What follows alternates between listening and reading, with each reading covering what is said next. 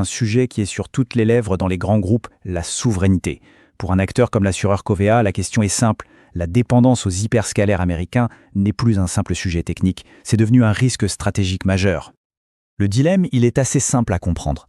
D'un côté, il y a les plateformes comme Microsoft Azure qui permettent d'aller très très vite pour mettre en production des projets d'IA, notamment grâce à leurs services sur étagère.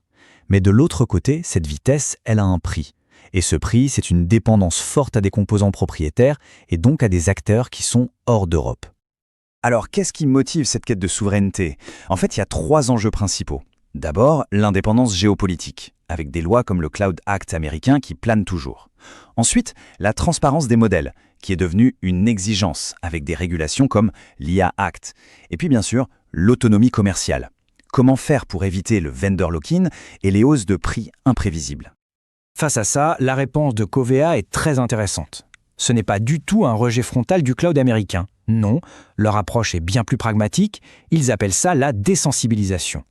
Concrètement, la stratégie, c'est de continuer à innover sur les plateformes existantes, mais en parallèle, de construire une alternative souveraine.